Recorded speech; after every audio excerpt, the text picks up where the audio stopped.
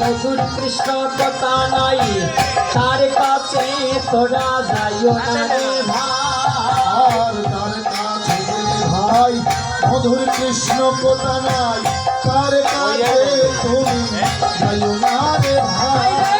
যার কাছে গেলে ভাই মধুর কৃষ্ণ কথা নাই তার কাছে তোমরা যাইও না রে ভাই, যার কাছে ভাই মধুর কৃষ্ণ কথা নাই তার কাছে তোমরা যাইও না রে ভাই, তার কাছে তোমরা যাইও না রে ভাই, তার কাছে তোমরা যাইও না রে ভাই। আর শ্রী গুরু বিহনে কীর্তি নববনে জীবনে মরণে আর কেহ নাই বলা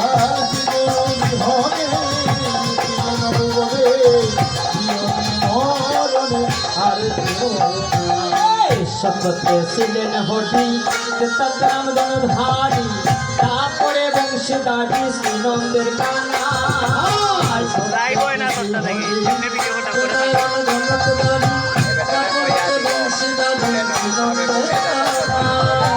শপথে ছিলেন হরি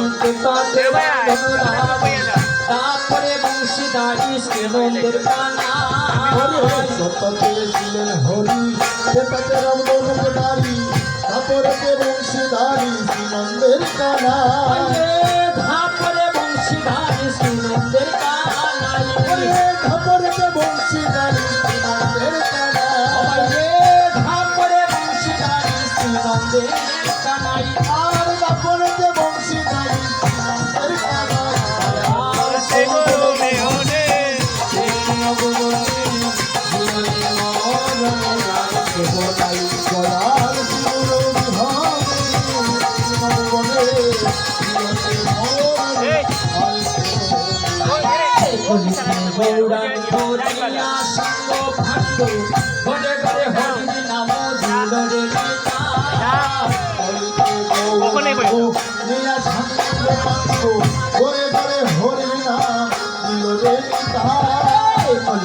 গৌরাঙ্গ নীলা সঙ্গ পাঙ্গ ঘরে ঘরে হরির নাম দিল রে নেতা, গৌরাঙ্গ নিয়া সাঙ্গ পাঙ্গ ঘরে ঘরে হরির নাম দিল রে নিতাই। ঘরে ঘরে হরির নাম দিল রে নেতাই, ঘরে ঘরে হরির নাম দিল রে নিতাই। ঘরে ঘরে হরির নাম দিল রে নিতাই।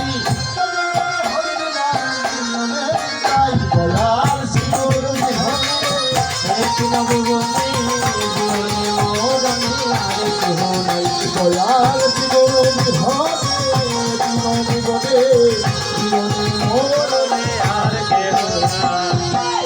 ঈশান চন্দ্রে কয়ে ধর গুরুর আশ্রয় দয়াল গুরুর চরণে মিলে গতি নাই রে ভাই, ধরো গুরুর ছোড়ো গুরুর ধরণ দিলে আর কিছু নাই।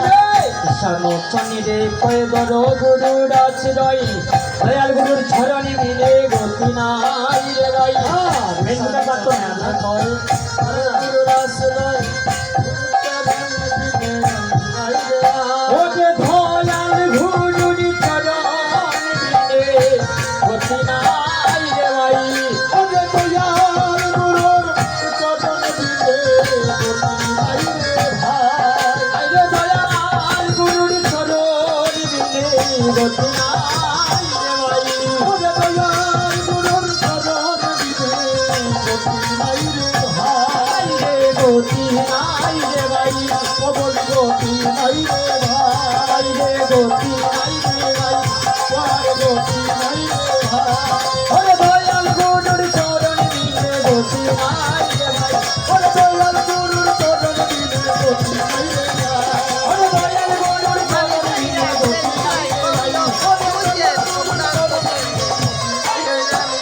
দয়াল গুরুর চরণ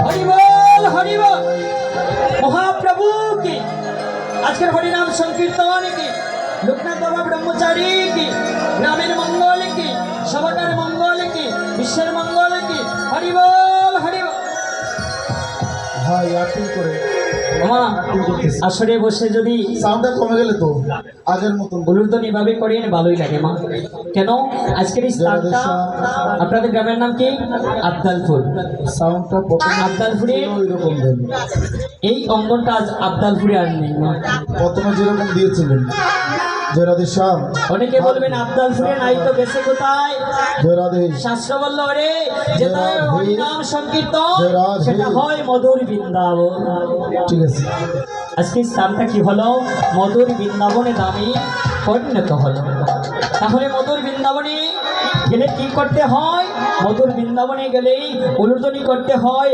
হরিধ্বনি করতে হয় দুটি বাহু পাশরিয়া হরিবল বলে নৃত্য করতে হয় করতালি করতে হয় সব কিছু মিলিয়েই বৃন্দাবনে যাওয়ার পথটা তার জন্য তৈরি হয় তাই তো শাস্ত্র বলল কি হরির নামের ধ্বনি যত দূরে যায় পাপ পঙ্ক্তি সব উড়িয়া বেড়ায়